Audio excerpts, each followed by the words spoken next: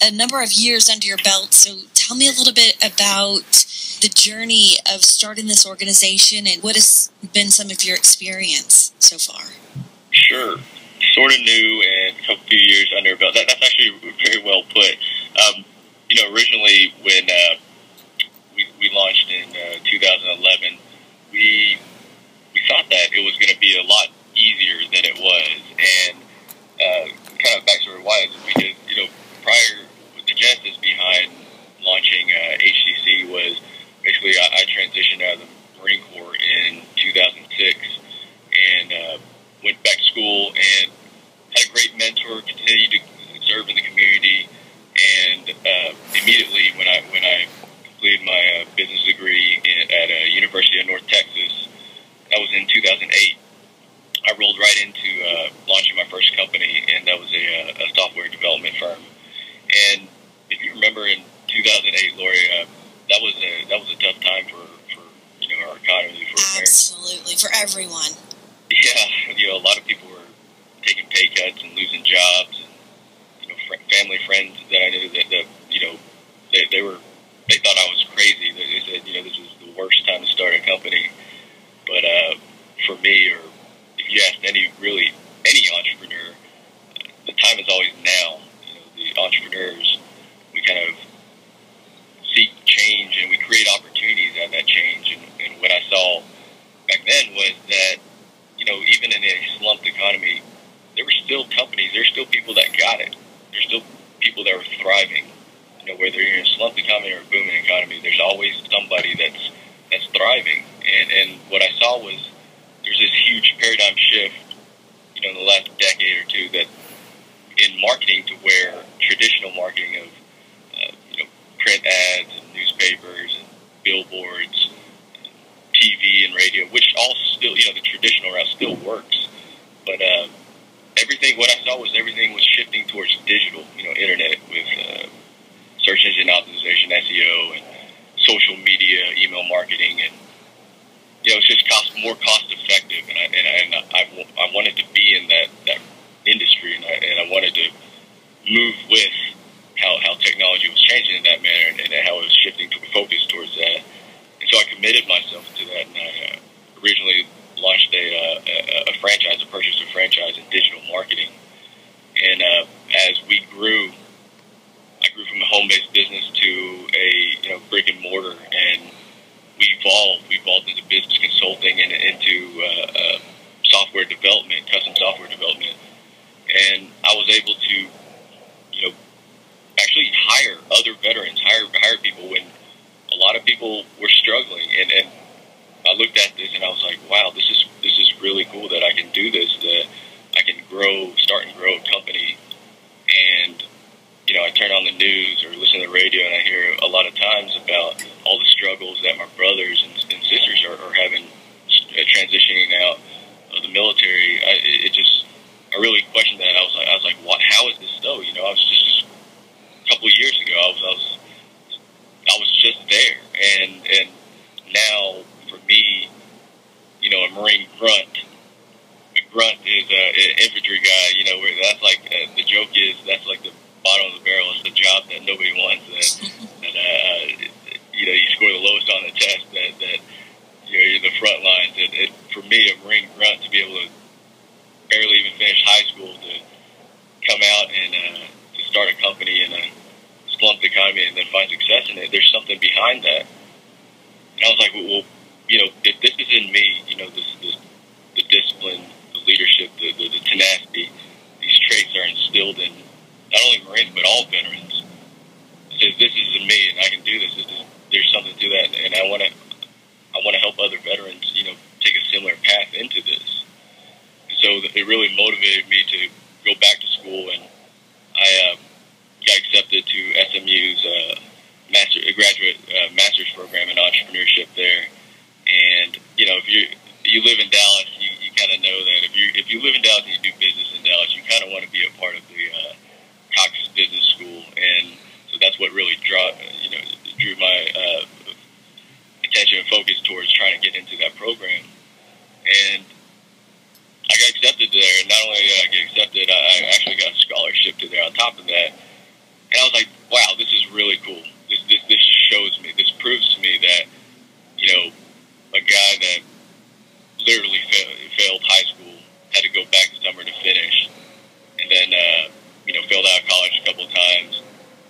join the Marine Corps after 9/11 because of 9/11, and then to be able to come out, go back to school and start a company, have success, and then get a scholarship to SMU. I said, I see this. It's about discipline, it's about character, and I attribute all this not only to my parents who laid this foundation, but the military really seized it in, and it grounded me. And I said to myself, this is in all veterans, and they're already positioned to be accelerators and to be producers in the private sector. They just need the conduit, they need the guidance. And so that my entire time at SMU, I basically was building on this nonprofit, and immediately when I graduated in May of 2011, Judd Rogers, who he didn't serve, but he has a whole bloodline of veterans, had the same heart and passion for veterans. Him and I partnered up, and we launched HCC. And like I said initially, I thought it was going to be a little bit easier to raise money, because for a simple fact that since day one, we've never drawn a salary. No executives ever draws a salary, for the simple fact that we just don't have to. That we're all products of our own program. We're all successful entrepreneurs ourselves. And so I thought, people are just going to start writing checks and supporting because, I found success, and now I'm doing something that is philanthropic. Is going to be an easy sell. But the reality is, anybody in the nonprofit industry is probably laughing at me right now because they understand is that, I can genuinely say that it is 10 times harder to raise $1 in the nonprofit world than it is to actually earn it in, a for-profit. Because with my company, 03E, I was able to, have a tangible product, whether it's a website or a service, that in exchange for, monetary value. And that was very, crystal clear. But in the nonprofit world, you're selling an idea, especially a startup one.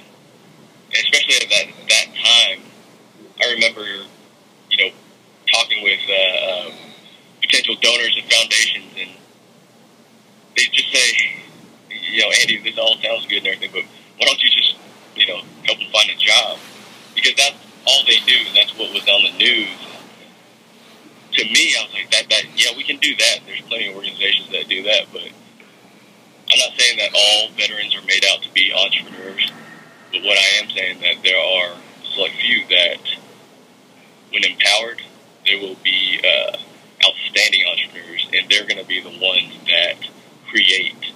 They're going to be the ones that create more jobs, increase GDP, increase revenues, increase productivity all around, developing new programs, new social projects, new nonprofits to basically support the 240 to 300,000 other veterans, our other brothers and sisters that are transitioning out. Because if we sit around and we wait for, the government to develop these programs, then we're kind of shooting ourselves in the foot, because it's not necessarily going to happen. Yeah, and to be fair, they've come a long way. They have really stepped up to developing and building on, their transition assistance programs and things like that. But we have to see that for what it is. I'm a capitalist at heart, and I truly believe in small businesses, and it goes the same with nonprofits. Is in this program, I truly believe that veterans, we've already taken that commitment, that they've already proven that, life is about serving others, it's about more than yourself. And when the government invests, billions of dollars into our veterans, into our military, in formally training them in leadership and instilling what I call, supernatural discipline that the average person will never even be able to fathom, because that level of discipline alone is an asset. And I feel like, it's becoming a wasted resource to America if we don't capitalize on that asset. If we already invested into building up, veterans, and then when they transition out, not empowering them and allowing them the time to fully acclimate back into the private sector, then we're really not maximizing our investment as a unit, as a country. My thought process is that if we do invest into them, then like I said, they're going to be the ones that are going to go out there and create. They're going to innovate, and they're going to provide the solutions instead of just going out there and finding a job, because anybody can do that. But these guys are already poised for huge growth and huge success, and so it just takes more organizations like ours, more people to step up to really, back veterans and believe in them, and know that we got to lift all these labels and stigmas from preconceived judgments, from what we see and what we hear, because that's just so much limited information. Okay, just a couple of things that you've touched on. First off, I want to thank you so much for your service in the military, but then also what you're doing now to take it a step further. And one of the things that I think is interesting, you're helping businesses and society in general to realize the value of some of the things, the education that veterans have gained for a different cause, but then coming back and finding a way that it's applicable in so many different arenas over here. And I think in talking about it and formulating it the way that you have, I think you're helping veterans to understand their own worth, because I don't think everybody has crystallized it in the way that you have to realize, wow, these things really do translate to other areas, and my skills are valuable in so many different ways. Oh my gosh, Lori, I mean, you hit the nail on the head. I mean, I can't tell you how strongly I genuinely feel that you are who you believe you are.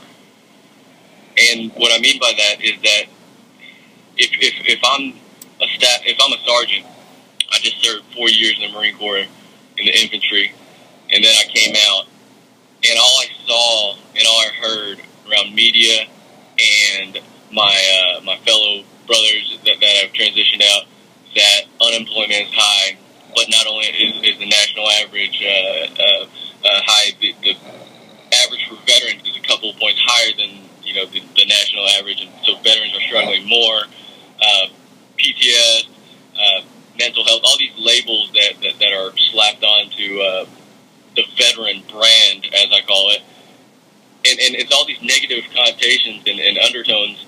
If I'm that motivated sergeant that just worked my butt off to gain rank and raise to the ranks and earn these accommodations, earn this world experience, and to come out and to hear all that and be around that, you start to believe it. It's hard not to. It's hard when that's all you're hearing. You need to have some kind of a filter to sift through some of that stuff. Absolutely. And the thing is, if you do your research, that's actually a small portion of the overall veteran community. In the 22, 23 million total veterans in the U.S., there's approximately 20% of those are quote unquote disabled. So why are we talking about, and don't get me wrong, don't want to sound cavalier about on the topic of disability and veterans and the struggles that they face, but what about the other 80%? What about the ones that are going out there, starting companies, starting programs, involved in the community, and thriving? Where's the coverage on these people? Where's the talks on these? Why are these guys not implemented and inserted as a standard into the transition assistance program, saying, hey, you know what? 3 years ago, I was sitting in that seat right there, and this is what I do now, and this is how I got here. Because they're trying to go through a check-in-a-box type of transition assistance program, to where it's like, okay, you're coming out, so make sure you're registered for the VA, you're registered for this is, but where are the empowerment tools at? And to be fair, like I said, the government's come a long way. They've developed a lot, their transition assistance program, and they've started to incorporate a lot of training programs, partnered with SBA SCORE and different programs like that. But the reality is, it's just too short. It's 3 days. So if I served 4 years in the military, or I'm did a whole career of 20 plus years, I'm sitting in that same classroom as the guy or the lady that served 4 years, and we're getting the same material over 3 days. Okay, wait. Let's go back to that because I think that's a really important topic, and I want to expound on that a little bit. So you're saying that if you're in the military for 20 years or 4 years, you go through a class for 3 days, and that's what's supposed to acclimate you back into society and say, here are some tools that you can have to help you. Exactly. I mean, it's crazy. It's crazy. It sounds comical, doesn't it? It sounds like it's a joke. Not in a funny way, but yeah. Yeah, it's. How is that so? How can you expect, let's not even talk about veterans, let's talk about humans. How can you expect a person to acclimate when they've been living in a structured lifestyle, in a certain way, certain environment for 4 years or 20 years, and then 3 days of some administrative, here's what you can do, here's what you need to do, check a box, and then boom, 6 months ago you're in the bush in Afghanistan or Iraq, and then now you're sitting in your living room, sitting on your hands going, Couple words pop up: overwhelming and then futile, because I don't think that you can cover anything well in 3 days enough to really make a difference. So, okay, so we can agree that probably that class isn't gonna be enough. So what can you, I want to focus on in the next segment. I've got to go to take a break, but I want to focus on what can you do to help reach these men and women, to help them have a more effective transition. And I want to talk about another program that you have that reaches out and helps people. I mean, you are just helping people all across the board. We do have to take a quick break. It's a special show where we're dedicating the entire hour to our servicemen and women in honor of Memorial Day. And thank you so much for being a part of that show with us today. We'll be right back with more Better Living with Laurie Dodd in just a bit. Confessions of a Potentially Perfect Parent, brought to you by AdoptUsKids.org. I might look like an adult, like a person who could possibly be a parent, but I have no idea how to talk like one. And everyone knows that if you want to be a parent, you have to sound good when you say things like, "Don't make me turn this car around," or "Because I said so," or "Don't make me come back there." I don't even really know what those things mean, but I know that I actually believed my parents when they said them to me. How did they manage to sound so convincing? Here we go. "Don't make me come back there." Ugh, no, that's not tough enough at all. Kids can sense weakness. "Don't make me come back there." Ooh, yeah, that's better. In fact, that kind of sounded like my dad. Weird. You don't have to be perfect to be a perfect parent. There are thousands of teens in foster care who would love to listen to you practice your dad voice. Call 1-888-200-4005 or visit AdoptUsKids.org for more information. This message brought to you by the U.S. Department of Health and Human Services, Adopt Us Kids, and the Ad Council. Today, you brushed your teeth. You skipped the floss. You combed your hair. You took the train. You did the crossword. You missed 22 across. You went to work. You had a meeting. You ate your lunch. You had another meeting. You wondered, how is anyone supposed to get any work done around here with so many meetings? You left the office. You took the train. You ate your dinner. You brushed your teeth.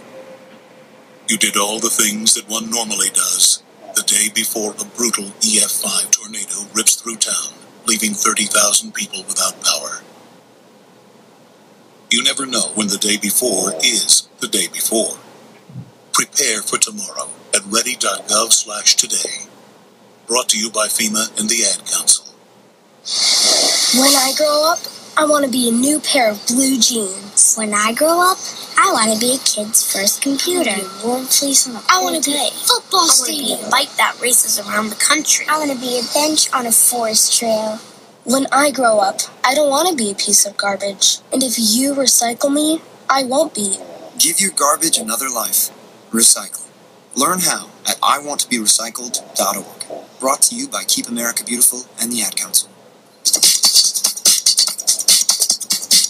Welcome back to the program. This is Better Living with Laurie Dodd. Thank you so much for joining us for the program today. It's a special show where we're dedicating the entire program, the entire hour, to our servicemen and women in honor of Memorial Day, Memorial Weekend. And thank you so much for being a part of that show with us today. We are extremely fortunate in this segment to be speaking with Andy Wynn. He's an entrepreneur, he's a military veteran, and he has created a nonprofit organization that helps veterans in so many ways, but specifically to help them learn how to be entrepreneurs, learn how to be reacclimated into society, and to prove their worth, their value to people in business, how those skills that they've learned in the military translate into business life. Thank you so much, Andy, for being with us today. Thanks for having me. I am so excited to be talking about this. This is a really powerful program. You have a plan. Yeah, that plan's easy. You know, it's so apparent to us, to me, to our organization, and that plan is exactly what I found to be successful for myself. And like I said, that our program is designed around 3 core components: that's education, community service, and mentorship.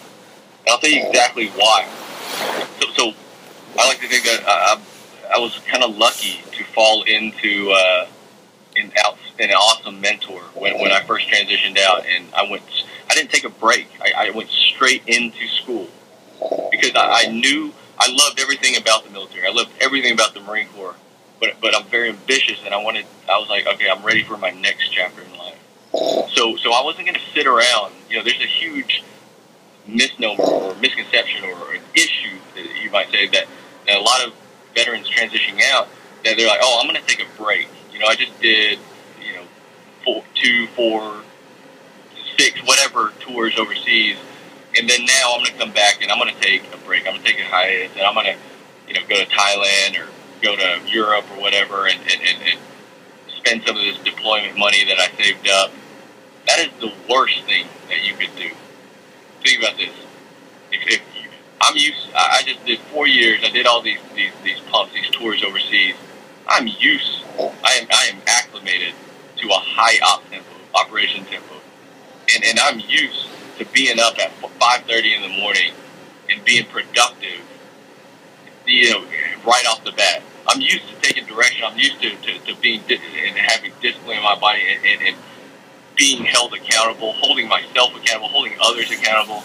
If I come out and then I throw myself into this lull, it just kills all that motivation, all that productivity, and it makes it that much more difficult to get back into it. Because now, the difference is, in the past, when I took leave or something like that, that's what you would do. You unblouse your boots and then you'd relax, and then you come back, but then you'd have that staff sergeant or your commanding officer lock you on right away. You don't have that now. You come out, you take that hiatus, and there is no getting back to where who is going to hold you accountable. There's no staff sergeant. There's no gunny. There's nobody that's going to say, hey, you need to tighten up that suit, get it fitted, go put out some job applications and go interview and go retrain and go. There's nobody doing that. The only person that's doing that is yourself. And that's one of the things that's so underrated is self-accountability, self-discipline. You always have to have somebody holding you accountable. And like I said, I was lucky because I went straight into school, and David Omholt, who is the CEO of the Entrepreneur Authority, it's a franchise consulting firm local here in Dallas. He didn't serve, but his dad served. And his dad didn't just serve, he was a Marine. And so when he found me, my resume through the Career Network at UNT, got to himself, this is pretty cool. This guy's a little bit older. He's 26. He's a non-traditional student. I'm going to roll the dice here and take him under my wing and mentor him. So we had an outstanding relationship.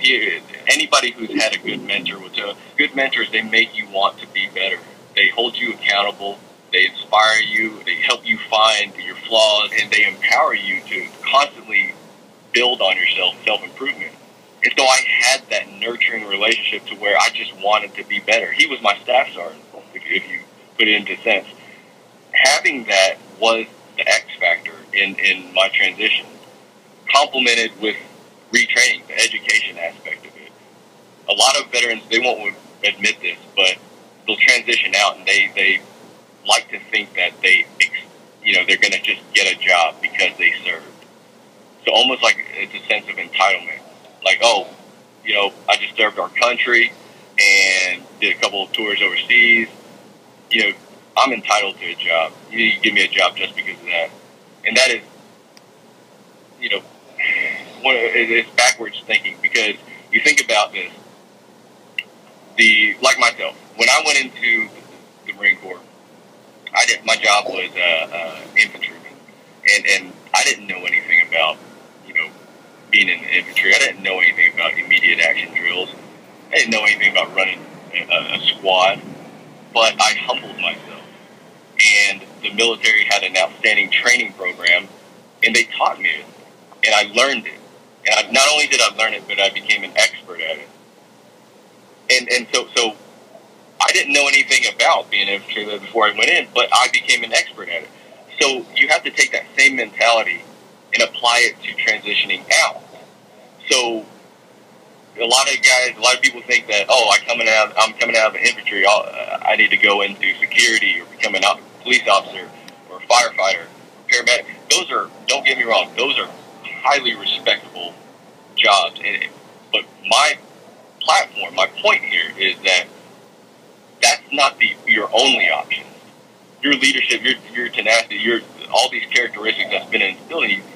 If you retrain, if you're willing to humble yourself like you did once before, and retrain into technology, into business, into music, art, whatever it is, that you will become one of the highest marketable employees or leaders that talent recruiters are going to be beating down your door to try to get to.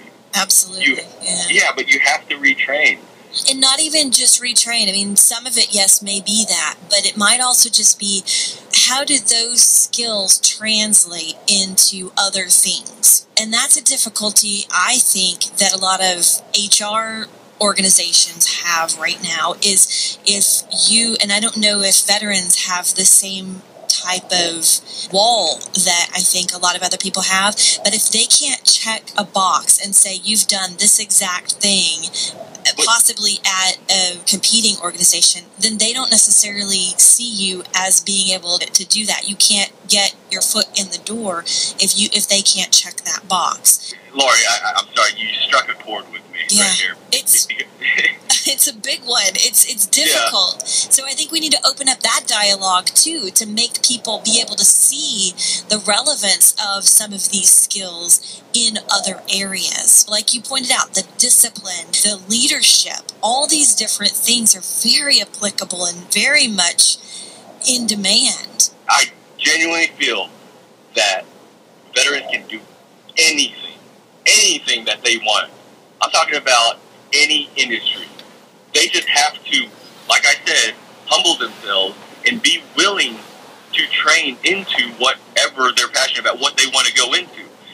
The missing component here is that, companies, organizations that are HR departments that are solely looking for somebody that applies, something that they did in the military that applies directly with this position. They're missing a huge opportunity here. Absolutely. Because there are organizations, people out there that are willing to invest in veterans, to train them. Like I said, these guys, these women, they could be assets to any organization, but it just has to be complemented with a good training program. And the big thing in this is, I mentioned the education aspect of it, about humbling yourselves and learning a new trade. And to be fair, when I say education, I'm not just talking about a full degree. There's all different kinds of education that fits people. Everything from certifications, trade schools. You don't have to go out and get a full MBA. So that's not what I'm saying. What I'm just saying is it's just naive to think that you can just, saunter in and walk into a new industry, a new job, without, going to school and learning about that trade, and the mentorship, keeping you accountable. But then the third leg to this, this what I call this, it's not even secret sauce. It's just so apparent to us: education, mentorship, and community service. No matter what you do, whatever your salary is, what your title is, what your social status is, when you transition out, if you're not continuing to serve something outside of yourself, you're always going to have this void that is in your heart, because it's so, we're used to having this heightened sense of purpose, this heightened self-worth about serving your country. To me, there's nothing more honorable than to serve your country, to have that self-worth, that reflection on yourself, and then to transition out. Doesn't matter how much money you make or where you're at. If you're not continuing to serve, you lose your identity. And that's where these cases and these stories of where you hear about veterans taking their own lives, and people say, I had no idea he was struggling. Mm-hmm. This is it. We're not talking about a veteran issue here. We're talking about a human issue. We're talking about people losing their identity.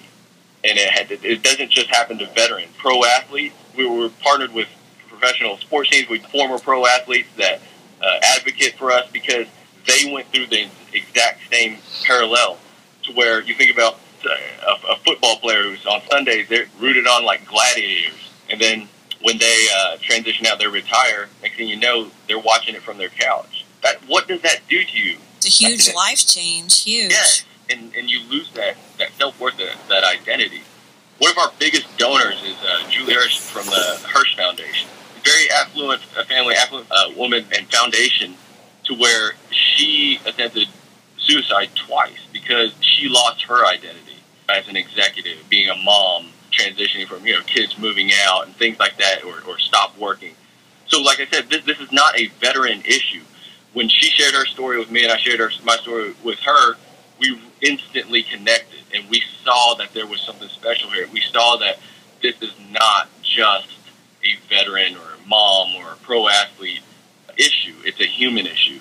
And for us to come together on this and to really try to lift the stigma, this is how we do it. You've heard it. Everybody always says, oh, we got to lift the stigma, lift the stigma so that veterans can step up and ask for help when they're struggling. But nobody ever gives you the tools or tells you how to. Yeah, I think it's a lot more complicated than that. And I think you're on the right track with your program that you have through HCC, that's 22 Kill. Talk about that and how that's reaching out to help people. Absolutely, yeah. The VA did a study in 2012 that was released in February of 2013. And it came out, this was the first time it came out with that statistic that on average daily 22 veterans die by suicide every day. And I mean, that number's staggering. I know, I do this I live this every day, and just talking to you about it right now, saying it is still, it's crazy to believe. And when we heard that, we have to do something. We have to do something. And our whole platform in this, it originally launched as a campaign, a program under HCC with its separate mission to simply, one, honor those who serve, past, present, and future, and also to raise awareness around veteran suicide. Because we understand that, before you can take action, you have to know. And to know, we have to raise that awareness around that. But knowing is not enough. You can hear it, but for somebody to actually physically take action and want to be a part of the solution, you have to feel what we feel every day. So that's our mission every day, is to find ways to bring the general public, people that may not have served themselves or not have family or friends that serve themselves. We're like, but you live in America, and veterans are America's greatest asset. What allow veterans and those who serve, those are the men and women that allow us, Lori, you and me, to be on this interview, to do this without fear of imminent danger behind our back. Absolutely. America is the greatest nation on earth. For us to live here in this freedom, we have to find ways to support our veterans. You know, you don't have to serve in the military to serve your country. Serving your veterans and supporting them is just as important. I would say it's more important at this point, especially when in the past couple of years, more veterans died by their own hands than they actually did in combat. I mean, soak that in. More veterans died by their own hands than they did in combat. That's a staggering number. 22 people every day die by suicide. So what is it that you're doing as part of this campaign to help raise awareness and to help turn the tide? Yeah, that's a great question. You know, when we first learned about this statistic and we wanted to draw attention towards it, we thought about, you know, my marketing mind, if you may, you know, remember I'm an entrepreneur first. I started thinking, how do I raise awareness around this topic that's just so morbid, that's so hard to talk about, and that for the very nature of why it is the issue that it is. You know, people are afraid to step up and ask because they're ashamed and talk about it and things like that. And so, you know, it stemmed from really that to where I said, I have to create a channel to where people can focus on the empowerment, the productivity, all the good that veterans do. And when they have committed and they have invested emotionally into, man, I love veterans. I like what they do. Oh, wow, there's all these tools and empowerment programs for them. That's where I segue into the simple fact that 22 veterans commit suicide every day. And so we wanted to make it tangible, and we also wanted people to physically become a part of it. So what we did was I noticed, you know, a lot of times that when I'm out, you know, whether you're at a grocery store, at a restaurant, or wherever you're at, you don't know who serves and you don't know who's a veteran and what they did unless typically two veterans talk to each other. Because a lot of times a non-veteran talking to a veteran, the veteran never discloses that information. And I wanted a way, a universal symbol to basically honor those who serve. And I wanted a way to be able to say a true handshake of thank you for your service and then creating that conversation. And so everybody, you know, has the bracelets and the Live Strong and the Susan Jacomas, the pink. It's so, you know what that is. You see it and you know what it is. But I said in the veteran community, there's just not something that is apparent to where you see it and you know off the bat. And so being in business myself and going out there and doing business deals and shaking hands, and I said, okay, I want something that is unique. So we created what we call the honor ring. And the honor ring is simple. It's just a black matte titanium band that goes around your index finger, right index finger. And why there? What happens a lot is initially it started with just our fellowship, our guys here at the our program, to where when you're sitting around a boardroom or you're out, people say, you know, hey, I see you, what's that ring? And that's where the magic begins, because where's that ring leads to, it's an honor ring, you know, to honor those who serve. They're like, oh, that's cool, you know, where do I get one, or what's it called? It's called the 22 kill honor ring. Why 22 kill? Is because 22 of my brothers and sisters are killing themselves every day. And the other person is usually like, wow, how is that so? And it leads into the conversation of what we do here at HCC, how we empower veterans, and what the solution on this is. And so it creates and it starts that conversation, and it's done exactly that. And so, you know, strategically placed on the index finger, which is our trigger finger. And so there's a lot of underlying meaning behind why it's a black ring around the trigger finger and how it leads into that conversation. You know, initially we created it for our own organization so that we could talk about it. But when people learned about it, it caught on like wildfire. And people, how do I get one? How do I get one? And that is what, when we launched in 2013, that is what has grown organically so fast to where 22 Kill has become its own nonprofit organization. And not only has it become its own nonprofit organization, all the funds that are raised through, you know, these ring sales and shirts go directly into benefiting veteran programs like HCC. So last year with HCC, we had a 94% pass-through rate. That means that 94% of donations went directly to benefiting veterans through programs. And if you know anything about the nonprofit industry, that, having a 90-10. That's huge. Yeah, that's huge. And we've been able to do that for the simple fact that none of the executives draw salaries, including myself. It's because we don't have to. We're all products of our own program. And that's how we got that high pass-through rate. But our goal now is to have a 100% pass-through rate. And how we do that is by separating 22 Kill and HCC. 22 Kill now will support all of HCC's at administrative costs. Any kind of staff, any kind of lease, any kind of administrative, 22 Kill. So if you donate to HCC, we're fighting to have a 100% pass-through rate. Now, that is unprecedented. But, a big component of the honoring is that to wear it, you have to earn it. And that's where you got to drop down and do 22 push-ups. And that's that physical action of becoming part of this Team 22 Kill is to earn it.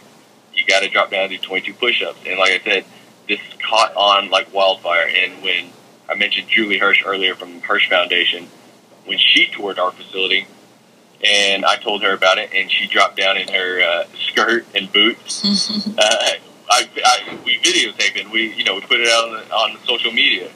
It caught on, and then it became a challenge to where she challenged. This was about this time last year. She said, anybody that videotapes themselves doing 22 push-ups and uploads it onto our Facebook page, she will donate. Her foundation will donate $100, and we raised $100,000. Wow. And it didn't stop, though. We had a check presentation and everything on the Rangers field, Texas Rangers, and it was awesome.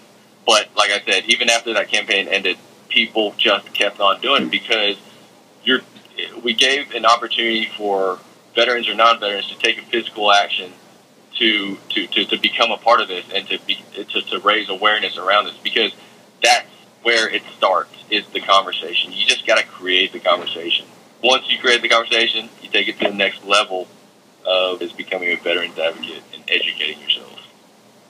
Okay, so let's talk about a call to action. What are some of the things that you want people to take away from this discussion? You don't have to be in the military to serve your country. And to be able to support our veterans now and empower them it's just as important, because our whole platform is to prevent suicide, to empower veterans by helping them have an actionable plan through programs like HCC and all the other 45,000 veteran service nonprofit organizations that are in the U.S.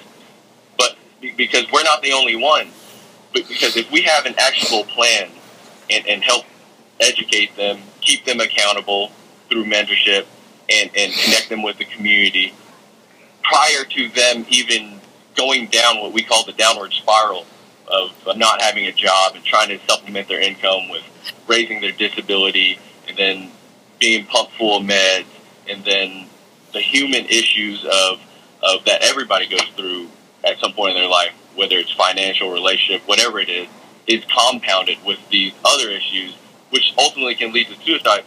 If we empower veterans and have this plan for them prior to that even ever happening, this is the solution right there. This is the solution by empowering them. And how we do that is we have to educate ourselves. We have to elevate the conversation. And what I mean by that is, Lori, I'm sure you, me, we have friends that are all guilty of it ourselves. We meet a veteran or in the airport or whatever, and you don't know what, a lot of non-veterans, they don't know what to say. So you go up and you shake their hands and you say, thank you for your service. But it comes off as generic. And because it's a simple fact, to be fair, it's because, non-veterans just don't know what else to do, what else to say. So to hit on talk about that. What is appropriate? What is appropriate? I mean, do you want to ask people their story? Do people feel confident to talk about that kind of thing, or what's more appropriate? That's a great question, because that is the call to action. Is because there is a level of, you can say, intimidation to where a non-veteran just doesn't know what to say, doesn't know what to ask. In the older generations of warriors and veterans, they came from Vietnam, World War II, Korean War. Those were different wars, and they came back and they don't want to talk about it. And so, our generation that grows up, you have grandparents or parents or whatever, it's like you hear it all the time. Oh, yeah, my dad served or my granddad, but he doesn't like to talk about it. It's different now. This psychology 101. If you don't talk about it, how are you going to solve the problem?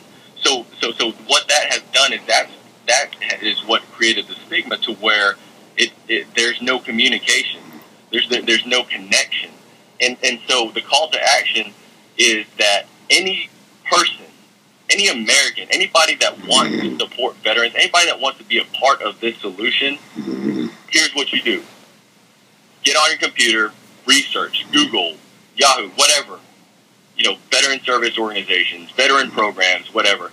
Find 3, find 4, find 5 programs, various programs that are local to you. Whether it's job placement, whether it's equine therapy, like Equest Who's for Heroes, whether it's brain training, like UTD's Center for Brain Health or Carrick Brain Center. Find those centers. Find those programs that support veterans. Find those organizations, those groups. But take it a level further. Find out what their mission is. Understand what their mission is. Schedule a site visit. Go visit them. Make contact. Learn about what their mission is, what their goals, what their vision, who they're looking for, what their current needs are. So now, think about this. The non-veteran sees this uniformed soldier or Marine in the airport. Well, actually, Marines don't wear uniforms in the airport. But you go up to that veteran or that service member, and it's not a handshake and a thank you for your service. It's, hey, how are you doing? My name's Lord. My name's Andy. Where are you coming from?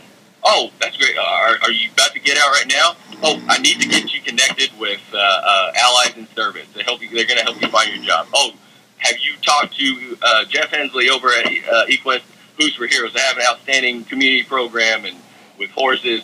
You see what I'm saying? You're taking the conversation to the next level. And what that does is because you educate yourself and you're confident in your material, in your content. And to the veteran or the service member, it comes off as, whoa, this guy or this lady really does care. So it fosters a true, meaningful conversation and relationship to where it's bridging the gap between veterans and non-veterans.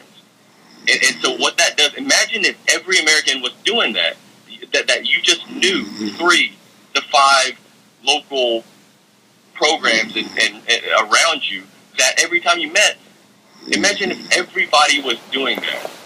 Not only would the programs benefit, America benefits, the community benefits, everybody, because it just, that's what we call a true veterans advocate.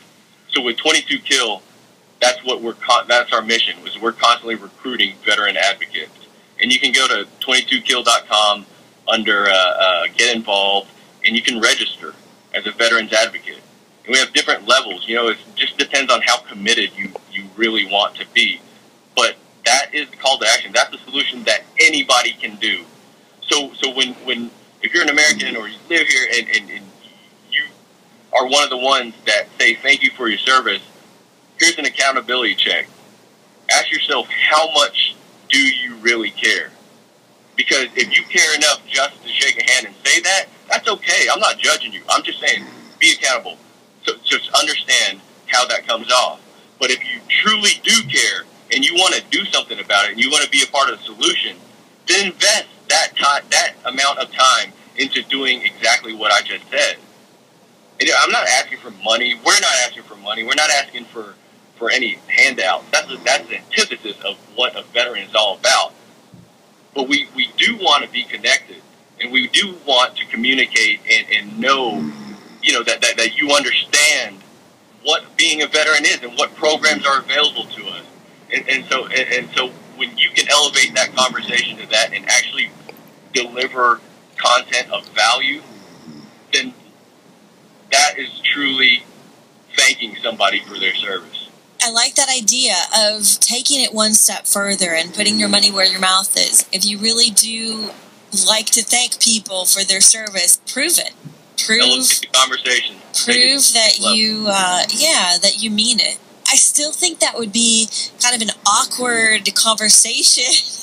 It's still going to be, it's still going to be difficult to open those lines of communication. But Lori, do something for me. What's that? Like physically do that. Become a veterans advocate. Because what makes it awkward is confidence. But when you do know 5 local organizations and you spent the time to do, you committed to learning what those programs do, what they're about, who they're looking for, what they offer, your confidence level in this whole veteran topic is going to be completely different. You're going to be fighting to go talk to veterans. You can do that about any subject matter. Do they want to talk to me? I mean, do they want people to come up and approach them for that reason? That's the thing. Take away the labels. Take away warrior, veteran, Marine, soldier. Lori, you and me are people. Yeah. It doesn't matter. Everybody goes through different experiences in their life. But the reality is we're both human. And it doesn't matter what it is. Yes, we want to connect. We want to be involved. We want to be productive. We want to have our identity. We want to have self-worth.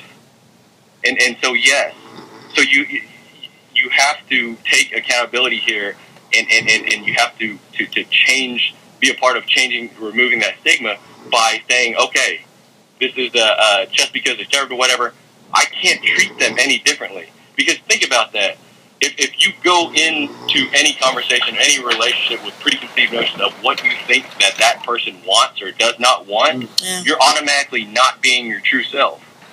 And you can't connect with somebody like that. There's a little bit of an intimidation factor when you walk up to someone, and like you said, they are humans, and you assume you know something about them just because they have a uniform on, but really you know nothing about them, about what they've lived through and what what brought them to this point. So exactly, but to be fair, the reality is less than 10% of the military even sees combat. So that implication of what they've been through is a huge misnomer. 20% of the veterans from OEF, OIF that came out and are quote unquote suffering from PTS or have filed for PTS, just a small fraction of that is even cases that happen downrange. So what's that tell you? That tells you that it's from pre-existing conditions, sexual trauma, divorce, things that happened while they're on liberty. So this implication of the stereotype. Again, human issues. Those are all things that people go through in everyday life. Exactly. So you could say that about anybody. Oh, I'm going to walk up to this person, but I don't know what they went through. See, you're already shooting yourself in the foot in that. You should walk up to everybody not trying to think about what that person went through, because that allows you to be your true self and to effectively communicate. So I like your idea of approaching people and just realizing that they're wearing a different outfit, different uniform, but they're still people at heart. Lori, this is not an idea. This is what we do every day. Yeah, this is not a concept. This is us living. So when I'm empowering and I'm giving you and everybody else that's listening these tools, this is not a hypothesis. This is not an experiment. This is it. And unless you go out there and commit to that and try it, then this is the conversation. This is the solution. But there's we have a saying in the Marines: hesitation kills. It happens in the battlefield, it happens in the private sector, it happens in the community, it happens in real life. If you go in hesitant, it kills the conversation, it kills the relationship, it kills any kind of nurturing or valuable information that could have been communicated and built on if you go in with hesitation. And what alleviates hesitation is training. It's education. So I know that when or if that you do that you will see that your conversation is different, because you're just going to be more you'll know more on that subject matter. Yeah, more meaningful. Yeah. We've barely scratched the surface, it feels like. I feel like... Yeah, we'd be crazy to think that we covered the topic enough. I mean, I live and breathe this 24/7. Ask my wife. And it's not work to me. This is a passion. There's not one bit of this that creates any kind of anxiety or stress from me. This is exactly, for me, this is my true self. Is living this, and so I mean, I can't stop talking about it. Well, you're gonna have to, because our show's over. For now, at least, just for now. Well, thank you so much for having me. I really do appreciate this opportunity. Absolutely. I am honored that you were here today, that you were talking about this very, very valuable topic. And give people your website so they can find out more information. You gave the 22 Killed. 22killed.com. And that's completely, it's a, like I said, it's a campaign under Honor, Courage, Commitment, but we're actually in the process of making it its own nonprofit organization. Wow. So 22kill.com and then honorcouragecommitment.org. And Marines and sailors can't forget that, because honor, courage, commitment are our 3 core values. Thank you so very much. The websites, once again, are 22kill.com and honorcouragecommitment.org. That is correct. Thank you so very much for sharing your wisdom, your insights, your expertise with us today, your passion for helping other people. Thank you, thank you, thank you.